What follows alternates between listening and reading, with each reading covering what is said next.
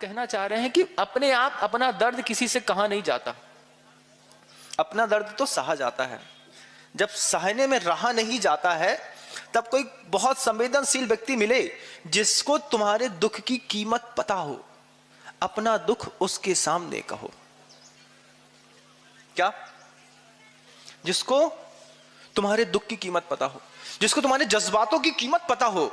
माटी ने पहले टटोल लिया कि शिल्पी को मेरे जज्बात की कीमत पता है, तब तो मैं इसके सामने कुछ कह सकती हूं। वो भी जब माटी ने देख लिया कि शिल्पी को जज्बात की कीमत तो पता है, लेकिन मैं बोलूं क्यों।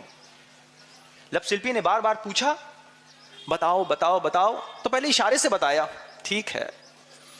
नहीं समझ में आया, शिल्पी ने फिर खोदा। जब बार बार शिल्पी ने खोदा, तब माटी का इतिहास माटी के मुख से सुन शिल्पी सहज कह उठा कि वास्तविक जीवन यही है, सात्विक जीवन यही है।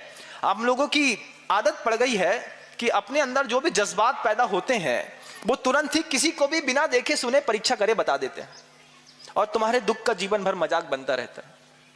किसी ने बहुत खूब कहा है, क्या कहा है? इंसानों की इस बस्ती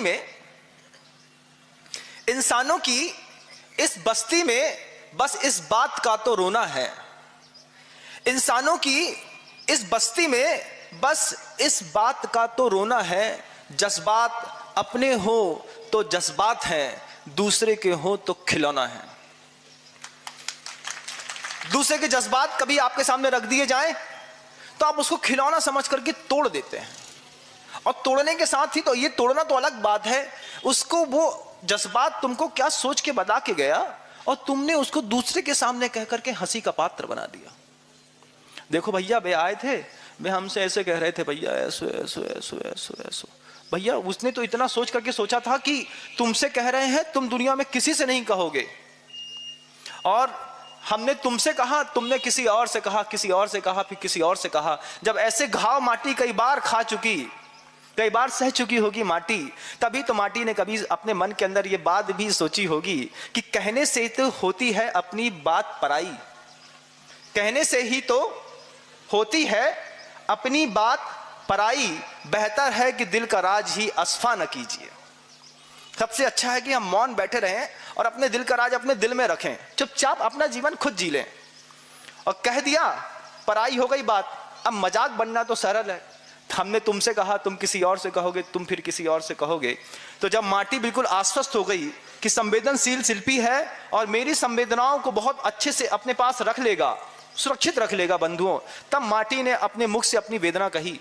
आपके घरों के अंदर भी बंधुओं इस बात की बहुत जागृति की आवश्यकता पड़ती है।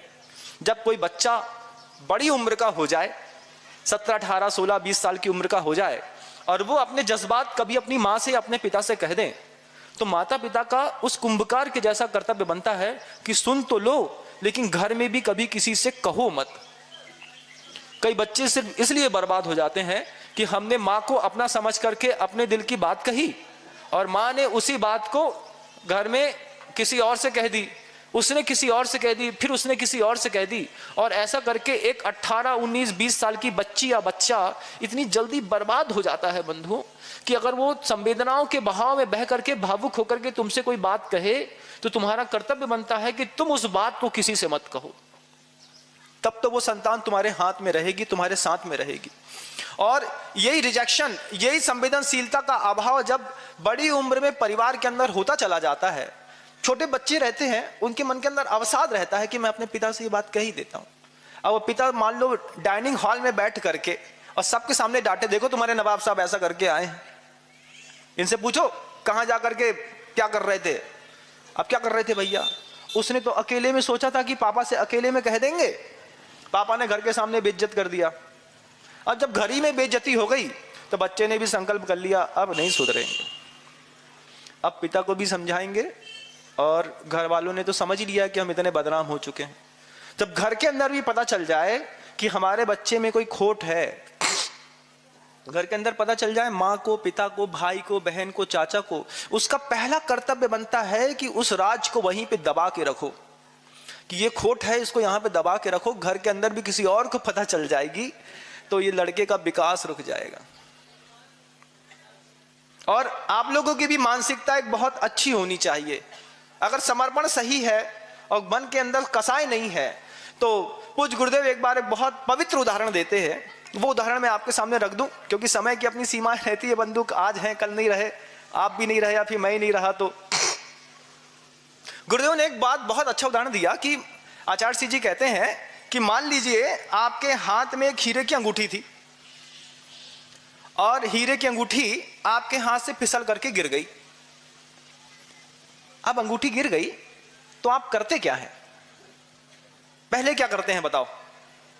पहले तो खुद ढूंढते हैं, पहले अपने अंदर एक वेदना रहती है, भैया अंगूठी गिर गई, अब ना भोजन में मन लग रहा, ना सोने में, ना टीवी देखने में, ना काम करने में, ना दुकान जाने में, किसी चीज में नहीं। अंगूठी तो बहुत बड़ी बात, बिछिया गिर जाए तो ही दिमाग खराब हो जाता है आजकल, तो छोटा सा बिछिया गिर जाए तो, और कई बार मान लो आधा तोला सोना की चेन गिर जाए तब कितना दिमाग खराब होता है।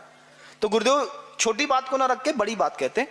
मान लीजिए आपके हाथ से एक छोटी सी अंगूठी हीरे की फिसल के गिर गई, तो सबसे पहले आप क्या करते हैं कि आप खुद ढूंढते हैं, पूरी गली में, मोहल्ले में, जहां जहां आपको उम्मीद रहती है वहां ढूंढते हैं, नहीं मिलती है तो जहां उम्मीद नहीं रहती है फिर आप वहां भी ढूंढते हैं, और जब यहां भी ढूंढ लिया जहां उम्मीद है वहां मिलना चाहिए, जब वहां भी नहीं मिली, जहां उम्मीद नहीं थी वहां ढूंढा वहां भी नहीं मिली, फिर आप क्या करते हैं? फिर आप करते हैं कि अपने घर परिवार के लोगों को धीरे से बताते हैं, दीदी अंगूठी गिर गई, तुमने देखी क्या कहीं? हमने नहीं देखी, उनने नहीं देखी। अब क्या होता है, जैसे ही अपनों को पता चलता है कि इसके हाथ की हीरे की अंगूठी गिर गई, तो घर के 4 लोग एक साथ मिलकर के उस अंगूठी को ढूंढते हैं। ढूंढते हैं कि नहीं? ढूंढते हैं भैया। कक्का क्या ढूंढ रहा है? अरे वो बहू के हाथ की अंगूठी गिर गई थी, तुम्हें दिखेगा? तब कक्का भी ढूंढ रहा है, बहू भी ढूंढ रही, माँ भी ढूंढ रही, पापा भी ढूंढ रहे। क्यों? जब हम बताएंगे कि हमारी हीरे की अंगूठी गिर गई है तब तो घर के लोग सहयोग करेंगे। अब हीरे की अंगूठी 4 लोग मिलकर के ढूंढ रहे हैं, अब वो 4 लोग मिलकर के अंगूठी ढूंढ रहे हैं और मान लो किसी एक को मिल गई, तो उनने बता दी भैया अंगूठी मिल गई, हीरा है कि नहीं? हीरा भी मिल गया, अब संतोष। ठीक ऐसे ही दुनिया में तुम्हारे अंदर हजारों गुण हैं बंधुओं, हजारों गुण हैं, लेकिन मान लो कोई एक आध दोस्त तुमको कोई बताता है तुम्हारा, तुम ऐसा करते हो, ऐसा नहीं करना चाहिए, थोड़ा सुधारो अपने आप को। जब कोई आपसे ऐसा कहे, तुमसे तो उम्मीद नहीं है, तुम ऐसा कैसे कर सकते हो? या फिर कोई आदमी अपना है तो तेज आवाज में बोले, थोड़ी सुधारो लक्षण, बात करने के तरीके कैसे हो गए हैं, घर के अंदर गमारो जैसी बातें करते हो, ऐसा बोलता कि नहीं बोलता? कोई घर के अंदर तो बात चलती होगी ऐसी।